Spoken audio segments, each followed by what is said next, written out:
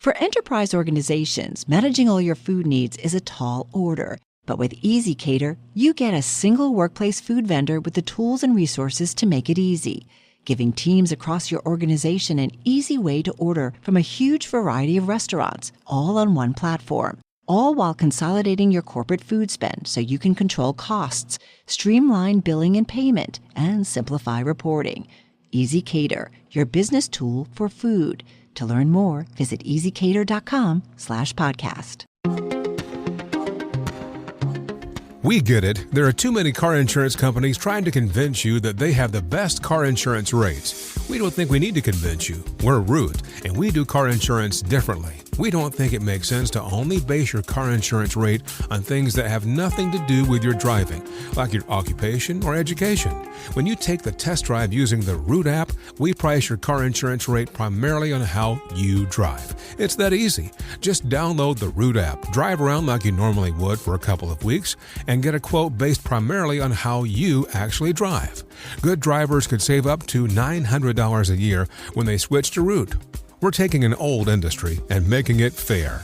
Root Insurance, because better drivers deserve better rates. Download the app today and see how much you could save. Terms and conditions apply, subject to underwriting review. See Root.com for details.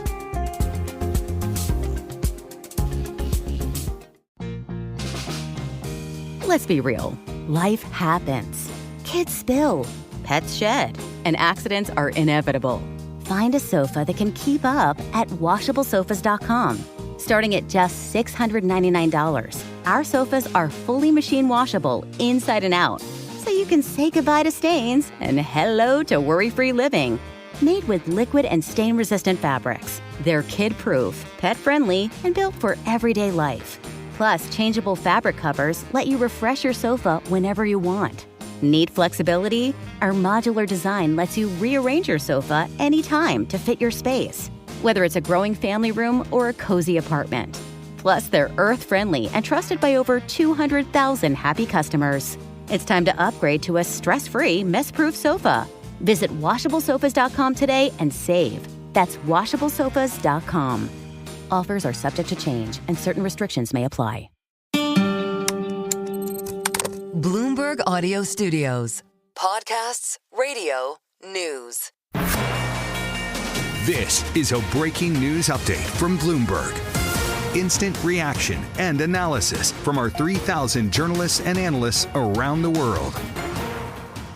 It looks like it's about 3.1 billion. It went up a little bit, or a lot. So the 2.7 is now 3.1. I'm not aware of that. Yeah, it just came out. Yeah, I haven't heard that from anybody at the Fed. Yeah, it just came out. Our notes had it about 3.1 as well. 3.1. 3.2. This came from us? Yes. I don't know who does that. Now, you're including the Martin renovation. You just added our entire capital. Yeah, you just added in a third building is what that is. That's a third building. Well, no, the but Martin building. it's a building that's being built. No, it was built 5 years ago. We finished Martin 5 years ago. It's part of the overall work. But it's not new. We are, of course, just seeing a live shot and hearing from President Trump and Fed Chair Jay Powell at the construction site at the Federal Reserve in Washington, D.C. The president making some brief comments about the work and construction that's being done at the Federal Reserve. He's been somewhat critical about the costs and what he sees as cost overruns, and a little bit of a back and forth between the Fed chair and the president when it comes to the cost. The Fed chair saying specifically that was an inclusion of a third building where work had already been done on. So kind of interesting to see the back and forth. We did also see the president being asked about taking back maybe some of the criticism of Fed Chair Jay Powell.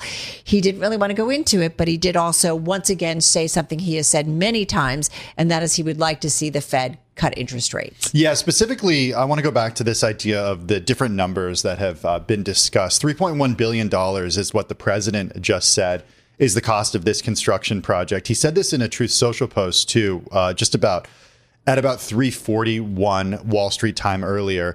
That number coming as a surprise to the chairman of the Federal Reserve, as you just mentioned, Carol. The president took a piece of paper out of his pocket, handed it to the Fed chair, who shook his head repeatedly and said, no, this includes another building. We finished that building 5 years ago. Yeah, exactly. Some real-time disagreement about the figures that have been discussed here. Exactly. We should also point out, because trade is certainly front and center here, investors care.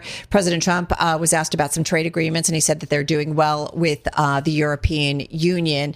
And then again, repeated that he wants to see U.S. interest rates come down there.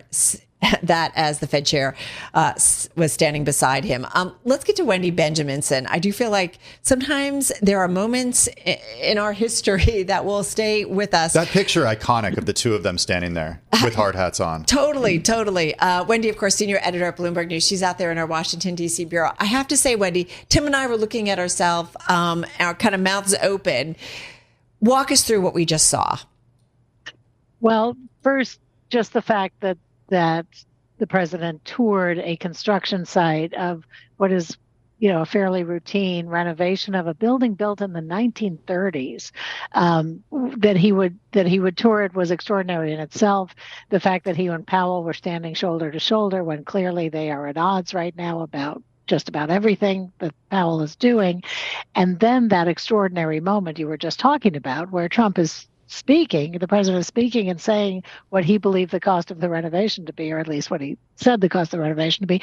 And Powell just starts shaking his head like crazy, saying, no, that's not right, which is unusual, but he's perfectly within his rights to do that, and pointed out that the extra billion or so that Trump mentioned was for a building that was completed several years ago. And Trump said, well, it's part of the overall project, but it was completed. It was done. I mean, this is the buildings that have irked President Trump and Senator Scott, who was there with them. I think it's around $2.5 billion. One person who is set to be there today, the president saying in a post on Truth Social, is Bill Pulte, who is his appointees to the National Capital Planning Commission, but also oversees Fannie and Freddie.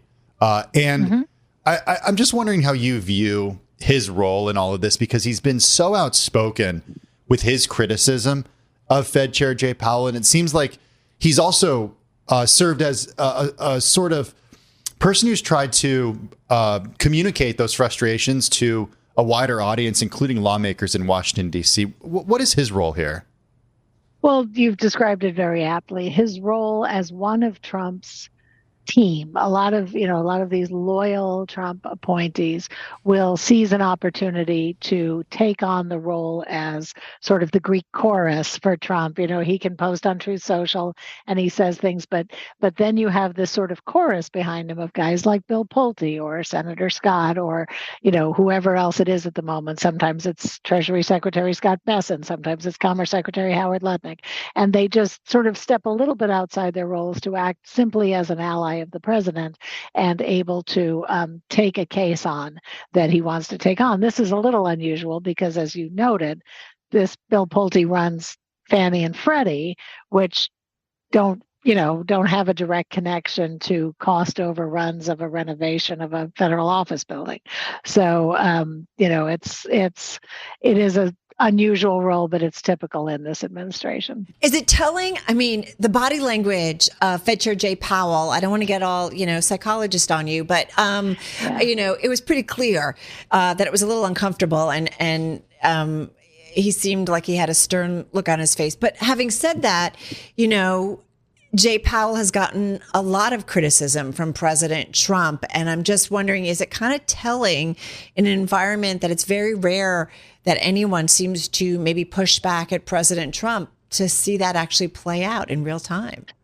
Yeah, well, if you think, absolutely. I mean, if you think about them as just like normal people, let's think this is like a normal job. So your boss has been after you and after you and after you for months, telling you you're doing a terrible job. And then the two of you have to go to some public event together and, pretend that you work well together and like each other. And clearly these two don't. And yet Powell had to do the common courtesy of taking the president around the building that he, that he's the chairman of the board of. And so it was already very awkward. And then when Powell started shaking his head and contradicting the president in public, I think we're going to get some Truth Social posts this afternoon. What do you mean though? Like True Social posts in what direction? Like what is the president hoping to accomplish with this? Because it does look like media has been this is a visit that he gave a heads up on to his followers on social media about this. Media was there. He took questions. Obviously, they follow the president wherever he goes, where there is open press. But I mean, this is something he wants the world to see. Absolutely. And the Fed PR office was also, I think, very smart this morning in offering the media a tour before the tour. So a lot of reporters got to go in there with cameras, with notebooks, with everything to see the renovation. And a lot of media outlets had stories on their sites ahead of the tour saying, here's what it looks like. And so that with the aim that I suppose if Trump were to contradict it and say, it looks terrible, it's going awfully, then, the stories were already out there with the condition of the construction site. I'm no expert on construction. It looked like a construction site to me, but, Yeah. But when I'm talking about True Social post later, I'm thinking that Trump was probably, and I have no idea, so let me just say that, but I'm guessing he might be a little annoyed by Powell's behavior, and this will cause him to post on True Social just some extra criticisms of Jerome Powell, who probably figures, one, he can't legally fire him, and two, he already knows he's in the doghouse with Trump, so what has he got to lose, right? That's a good way to describe it. And he can't at least legally be fired. So. Hey, listen, before we go, obviously there was all of that, but he did mention about talking with the Fed chair on a Japan trade deal. We also said that we heard from the president that he's doing well with the EU. Anything else of note from those brief comments from the president that you think our audience should be aware of? No, you're right. He did mention those. The only other thing I would note is that he once again sort of slapping Powell on the back said, I would like him to lower interest rates. So that was, yet another opportunity for him to remind Powell of what I doubt Powell has forgotten, which is that the president would like interest rates lowered. But the FOMC, the Federal Reserve, is meeting later this month, and they'll decide what to do. And they tend to decide that independently of the president. That's right. At least in the last next Fed 70 decision. years or so. Yeah. Next That's week, right. July 30th. So That's Wednesday Yes. that we're going to hear from the Fed chair. And I'm guessing the reporters who are in the room are sharpening their pencils right now, asking questions, getting questions ready about this visit. And I know they probably are. What he's going to say, too, which is he's going to stick to the dual mandate. Maybe Jay Powell leave that hard hat on just to make sure he's protected. Hey, Wendy, you are amazing. Wendy Benjaminson, she's senior editor at Bloomberg News. She's out there in our Washington, D.C. bureau. I want to go now to just some updates that we heard from the president. Another redhead crossing the terminal. All these headlines coming together now. The president says firing Jay Powell is unnecessary. The president saying the Fed will do the right thing. The president was asked specifically about other names that he has in mind for the next Fed chair. He says, I have a name in mind, maybe 3 names in mind. He did joke that with Senator Tim Scott that he would be a good pick, but he's not going to leave the Senate. The president said and reiterated there's no pressure for Powell to resign. All right, let's head back to the nation's capital and to Bloomberg News Federal Reserve reporter Jonelle Marte joining us. Interesting to watch the last hour. The tour between the president and the Fed chair, Jay Powell, obviously some back and forth in terms of the cost of the construction being done at the U.S. Central Bank. Jump in. Tell us what you take away from watching the interaction and some of the commentary that we got from President Trump that followed. So it appears that the president, he did have an opportunity here to really hammer the Fed, perhaps even more so on what's going on with their renovation. And, he's been very critical of them on social media, as you've noted. And he didn't necessarily do that. He kind of made some comments about how I sort of understand what happened and, these things get more expensive over time. And of course, he did say, I would have done things a little bit differently, offered his input on, maybe he would have avoided some of these costs. But the bottom line seems to be that he did not escalate the confrontation. If anything, it felt like a little bit of a de-escalation here. And it was really another opportunity for him to bring back the message that he has been sending, which is that he wants to see lower interest rates. He would love to see lower interest rates.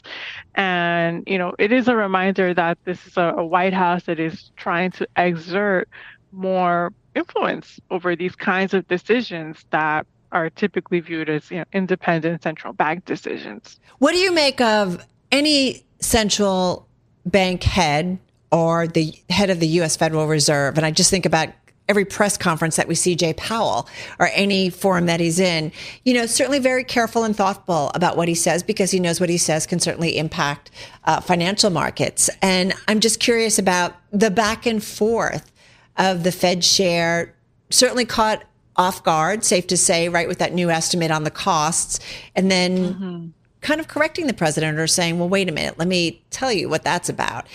It was a little tense. So I don't know, what's the thought in terms of the Fed chair kind of pushing back there? Yeah, of course, it was a unique image to see them side by side. Usually they're not interacting too much in person, and as we've noted before, it's really uncommon for the president to even go to the Fed, right? Before this, we hadn't seen it since 2006. So definitely a big image to see them together. And I guess not all too surprising to hear Powell push back. I mean, he's very much focused on numbers and the data. And if he hears a number that he's not familiar with, he wanted to see, they handed him the paper and then he clarified, okay, that includes another renovation that's already done, that was done several years earlier. So, I mean, I think that's what we have seen from Powell. He's really likely to say, and his message has been that he's focused on doing his job, focused on the economy.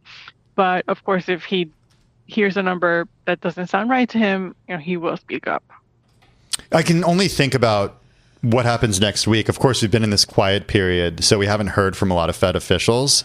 Ahead of the meeting that starts on Tuesday, we hear from Fed Chair Jay Powell on Wednesday. That's the 30th. And I'm wondering if you're going to get any answers, or we're going to get any answers in Washington from the Fed Chair, because I know that reporters who cover the Fed are getting their questions ready to ask him about this tour and ask him about the latest criticism. So next week, for sure, we are anticipating that he will be asked about the tour and the renovations, themselves. What they've gone out of their way to show the press around, to provide more information online about this renovation, because it has become a big line of attack for Republicans that want to maybe push Powell out or put more pressure on the Fed. So it's going to come up next week. We still are largely not expecting for the Fed to lower rates at this meeting, according to what investors are counting on, despite we are seeing at least two Fed governors that were appointed by Trump saying that they would support a rate cut at this meeting. So, it's an interesting time. We could have one or two Fed governors dissenting. But largely speaking, we're probably going to see Fed Chair Powell really kind of keep his options open, maybe more of the same, calling for more economic data before they make a big move on rates. You cover the Fed. Are you hearing anything about all of this pressure and constant attention on Fed Chair Jay Powell, what it might be doing to him?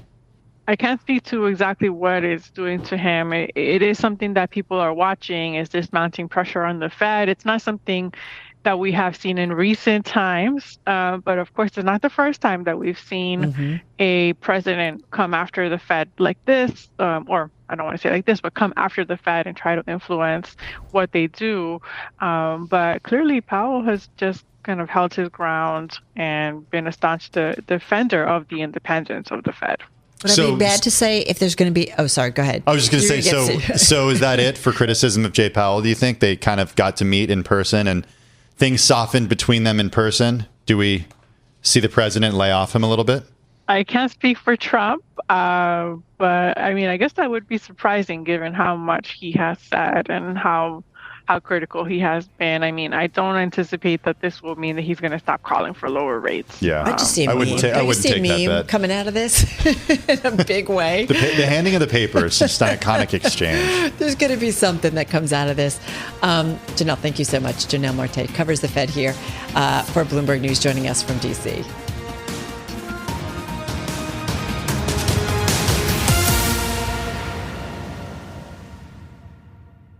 How many vendors does it take to meet all your organization's food needs?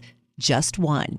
EasyCater, the workplace food platform that lets teams order from a huge variety of restaurants, over 100,000 nationwide, all through a single vendor. In addition to all that variety, EasyCater also gives you full visibility of your organization's food spend with invoicing, centralized reporting, and seamless integration with expense management systems, all on one platform. EasyCater, your business tool for food. To learn more, visit easycater.com/podcast. Bloomberg Daybreak is your best way to get informed first thing in the morning, right in your podcast feed. Hi, I'm Karen Moscow. And I'm Nathan Hager. Each morning, we're up early putting together the latest episode of Bloomberg Daybreak U.S. Edition. It's your daily 15-minute podcast on the latest in global news, politics, and international relations. What's special about Bloomberg Daybreak is the immediacy of the news we bring you each day in your podcast feed by 6 a.m. Eastern Time. This isn't a deep dive on yesterday's news. Instead, you get the latest stories with context. And that's something you don't get from other news podcasts. So join us for the best from Bloomberg's 3,000 journalists and analysts around the world, with reporting backed by data and journalists at the center of the stories we cover. Listen to the Bloomberg Daybreak U.S. Edition podcast each morning for the stories that matter with the context you need. Find us on Apple, Spotify, or anywhere you listen.